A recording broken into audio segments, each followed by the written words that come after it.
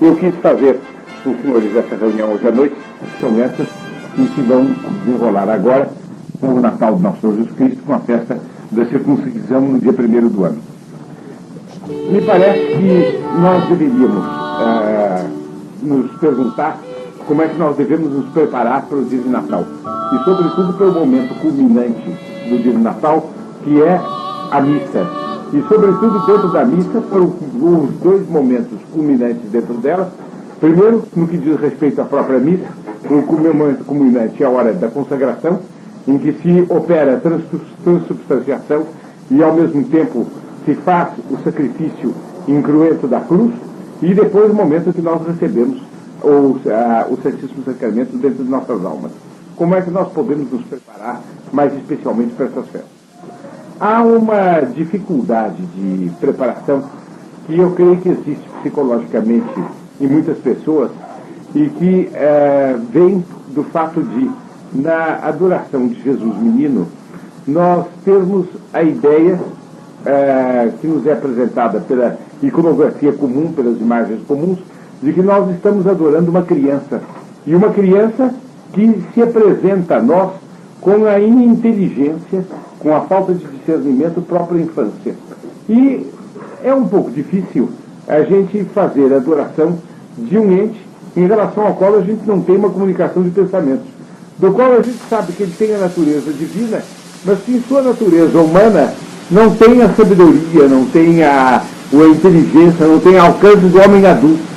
De maneira tal que aquela fisionomia humana que nós temos dentro de nós não nos convida para uma comunicação de almas, como diante de uma pessoa que começa a pensar, que começa a refletir, etc. Então, a meditação clássica que se faz, por exemplo, dentro de um presépio, é ver o menino Jesus tão criança, tão pequeno, tão frágil, e estabelecer o contraste entre a imensidade de Deus e aquela criatura tão pequena da qual nosso Senhor Jesus Cristo se encarnou, com a qual ele assumiu uma união hipostática. Né?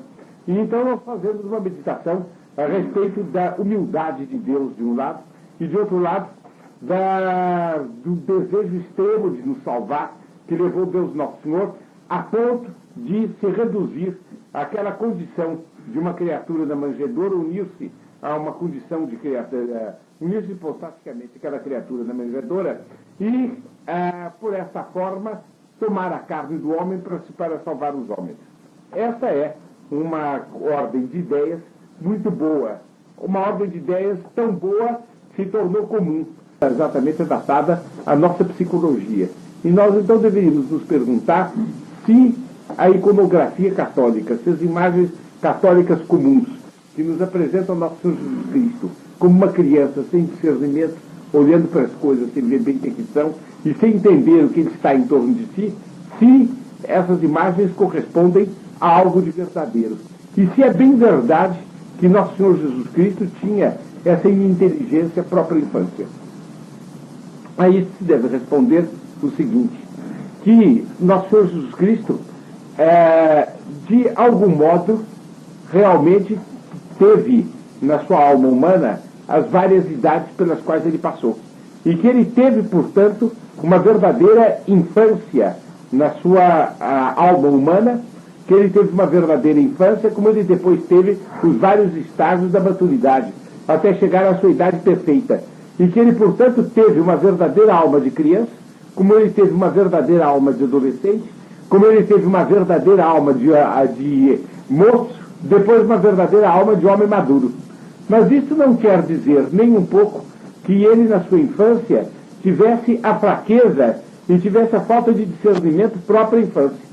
No primeiro momento de seu ser, na encarnação, e quando ele já estava, ainda no ventre de Nossa Senhora, ele já tinha toda a inteligência e tinha toda a lucidez. De maneira tal que era uma criança sapientíssima. Era uma criança no estágio de vida ainda uterina, mas já sapientíssima. E que ele teve essa sapiência ao longo de toda a sua vida, porque essa espécie de imbecilidade da infância, essa imbecilidade nosso Senhor Jesus Cristo não teve. Ela decorre do pecado original. E nosso Senhor Jesus Cristo era concebido sem pecado original. E ele tinha, portanto, toda a sabedoria, embora acomodada às circunstâncias de uma criança. mas sem os defeitos da inteligência de uma criança. E ele, portanto, era inteligentíssimo, era sapientíssimo, era perfeitíssimo, embora fosse uma criança. E nesse sentido eu creio que a iconografia católica não erra, mas mostra apenas um aspecto da verdade. E que há até imagens de Nosso Senhor Jesus Cristo menino que mostram também outro aspecto da verdade. Para aqueles que tratavam com Nosso Senhor, para aqueles que lidavam com ele deveria parecer uma criança sujeita às condições comuns da criança.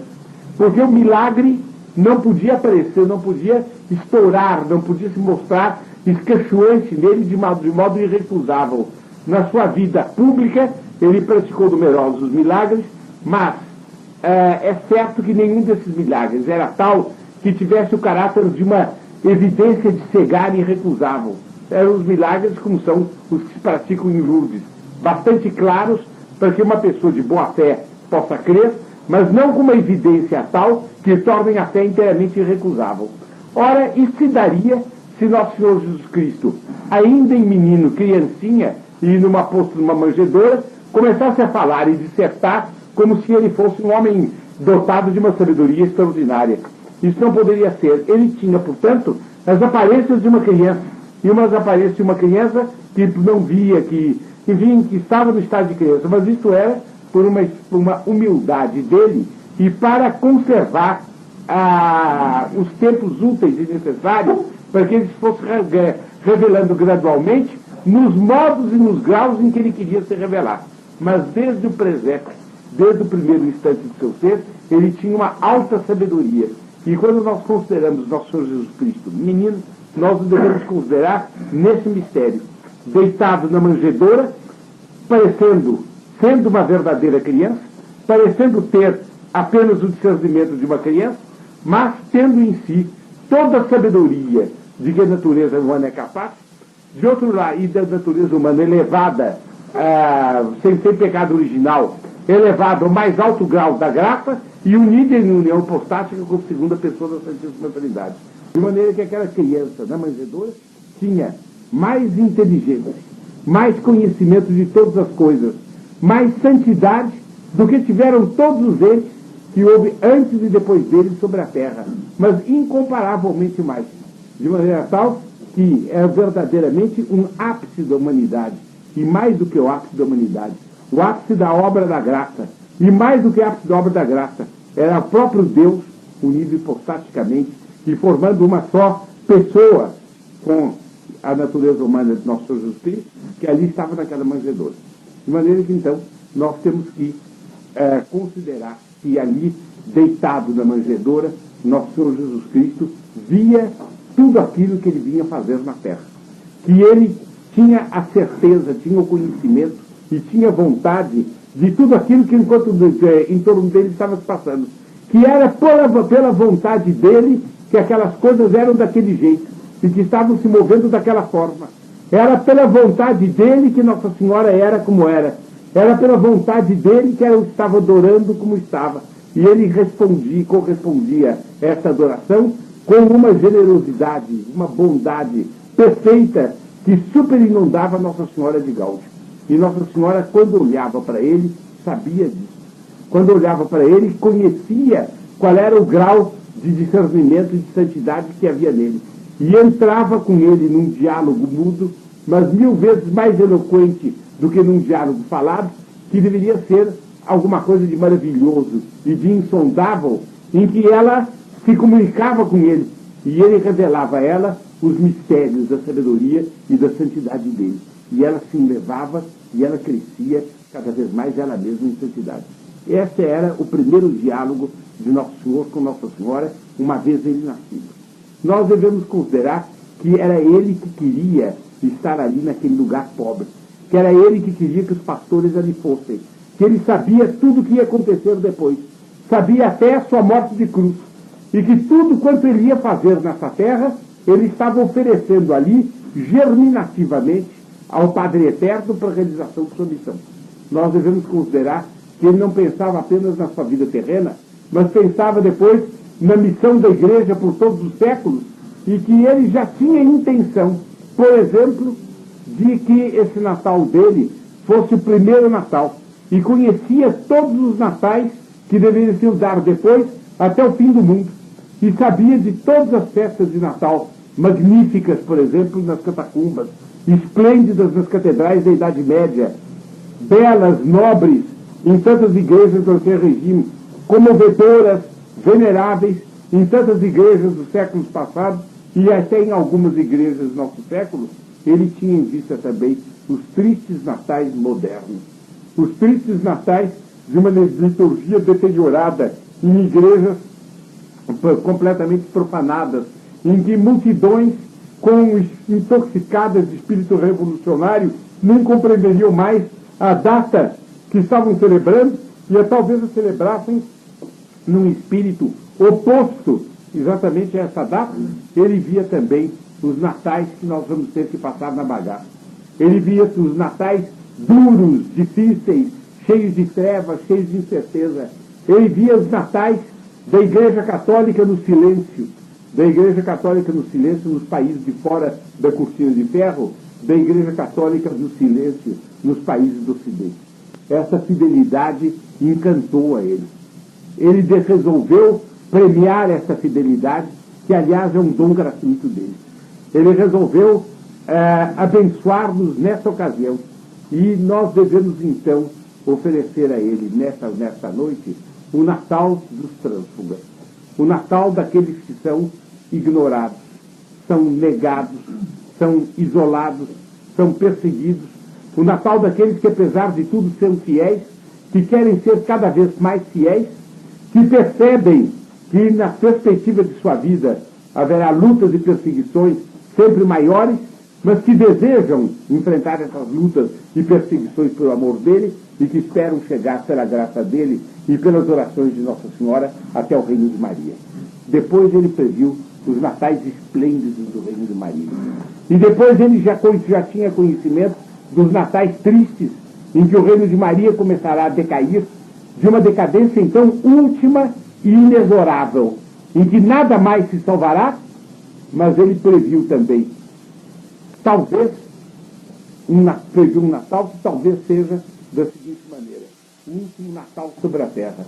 3, 4, 5, 8, 10 fiéis esparsos, não se sabe por onde, festejando sozinhos o verdadeiro Natal, talvez até sem se conhecerem, sabendo que nada mais pode durar, porque a Igreja Católica está nos seus últimos haustos, e quando a Igreja Católica ameaça de morrer, ou ressuscitará, ou o mundo vai acabar, porque ela não poderá acabar antes que o mundo desapareça.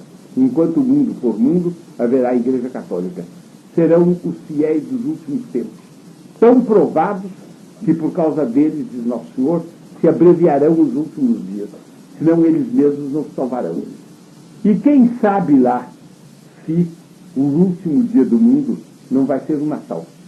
Quem sabe lá se na meia-noite de 24 para 25 do último dezembro da história, quem sabe se na meia-noite de 24 para 25 do último Natal da história, quando tudo parecer completamente perdido, um raio percorrerá o céu do Oriente até o Ocidente, um terror se apoderará dos povos, os anjos aparecerão, a abóbada celeste, como diz Jó, se enrolará como um pergaminho e virá o Filho do Homem em toda a sua majestade para julgar os vivos e os mortos.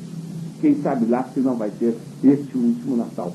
A vinda de Nosso Senhor Jesus Cristo de novo à Terra, a vinda de Nosso Senhor Jesus Cristo na glória e na alegria de um Natal em que os católicos empolgados cantarão o Stille Nacht, o Heilige Nacht, noite silenciosa, noite santa, junto com os anjos, e ao mesmo tempo começará a fazer a aurora, os mortos começam a ressuscitar, os justos aclamam Nosso Senhor, Nossa Senhora aparece na frente do cortejo de todas as almas eleitas, e o julgamento se dá e os presídios são enterrados no céu. É possível que seja numa Páscoa de ressurreição, é possível que seja no Natal, e é conveniente que nós, admitindo essa hipótese, temos olhar para esses últimos irmãos da última perseguição e que nós compreendamos qual é o sentido profundo do Natal para aqueles que são perseguidos. Stille Nacht, heilige Nacht, alles schläft, einsam wacht. Desde o Natal das Catacumbas até o Natal do fim do século. Pois bem, de tudo isso nós devemos nos lembrar quando nós nos aproximarmos do Santíssimo Sacramento, quando nós adorarmos Nosso Senhor por ocasião da transubstanciação e quando nós o recebermos no Santíssimo Sacramento. Nós devemos, então, por meio de Nossa Senhora, em Maria, com Maria e por Maria, porque ela é medianeira de todas as graças, e só por meio dela nós vamos a Nosso Senhor, e só por meio dela Nosso Senhor vem a nós. Nós, com Maria, em Maria e por Maria, nós devemos, então, pedir a Nosso Senhor que nos dê o amor ao nosso Natal de perseguidos, que nos dê o entusiasmo pela condição que nós temos, pela qualidade que Ele nos pôs, de sermos imerecidamente os fiéis que, ao lado de outras almas esparsas pela terra, lhe dão glória no meio desta desagregação geral de todas as coisas. Que Ele nos arme espiritualmente para as provações que vêm, que Ele nos prepare para as lutas nas quais Ele quer que nós sejamos heróis, porque toda graça, toda força, toda sabedoria, toda destreza, toda energia nos vem dele. E na bagarra nós só estaremos à altura da circunstância pelas graças que nos virão dele, pelas mãos e pelas preces de Maria. Nós devemos pedir a Nosso Senhor nesta ocasião que Ele nos perdoe tantas e tantas faltas que temos cometido. Que Ele queira misericordiosamente fechar os olhos ao nosso passado, como ao nascer Ele fechou os olhos para o passado pecaminoso do povo eleito e do mundo antigo. E iniciar conosco uma nova era de graça, uma nova era de misericórdia e de bondade, uma nova era de paz, pela qual, inteiramente reconciliados com Ele, nós possamos, afinal, a começar a ser aqueles cruzados que Ele quer que nós sejamos. Essas são as orações que nós devemos oferecer a Ele. Ao mesmo tempo, gemidos de arrependimento e manifestações de esperança e de confiança, de certeza de que, se Ele veio à Terra para salvar os homens, veio à Terra para nos salvar a nós. Que se Ele esteve naquela manjedoura para o bem dos homens, esteve naquela manjedoura para meu bem, para o bem de cada um dos senhores individualmente. Ainda que não houvesse senão um homem, e esse homem fosse eu, ou fosse um dos senhores, Ele teria vindo àquela manjedoura por amor daquele homem. De maneira que devemos imaginar legitimamente que Ele só está ali por causa de cada um de nós, e pedir a Ele que esse ato maravilhoso não seja estéril para nossas almas. Que pela bondade dEle, Ele passe por cima dos nossos defeitos, passe por cima dos nossos pecados, arrase os obstáculos que nós levantamos e nos converta finalmente para pertencermos completamente a Ele. É isso que nós devemos pedir por meio de Nossa Senhora na noite de Natal. Stille Nacht, heilige Nacht, alles schläft, einsam wacht. Ali, bem junto ao presépio, estava Nossa Senhora. O Evangelho diz expressamente que os pastores o encontraram com Maria, indicando que é só com Nossa Senhora e junto a Nossa Senhora que Nosso Senhor se encontra. Naquele momento em que Nosso Senhor veio à Terra, ela teve a intenção de que Ele sofresse tudo quanto devia sofrer por nós. E ela pediu a Ele todas as graças necessárias para cada um de nós. E continua a pedi-las até agora e continua a pedi-las no céu. Nós devemos nos unir a esses pedidos. Não apresentar a Nosso Senhor nosso pedido individual, tão pífio e tão desvalido, mas, usando a expressão São Luís Guignon, pôr o nosso pedido nas mãos de Nossa Senhora, como um camponês põe uma fruta comum na bandeja de ouro para oferecer ao rei. As salvas de ouro são as mãos de Nossa Senhora, é o coração de Nossa Senhora. Vamos pedir que nosso pedido passe por ela e seja apresentado dessa forma até Ele. E então, com a certeza de sermos bem recebidos, com a certeza de sermos atendidos, porque tudo quanto passa por Nossa Senhora é bem recebido por Nosso Senhor, e porque Nossa Senhora nunca recusa coisa alguma do que nós pedimos a ela, Com essa certeza, nós podemos tranquilamente transpor o Natal. A oração ideal para o momento da transubstanciação, cada um rezará a sua.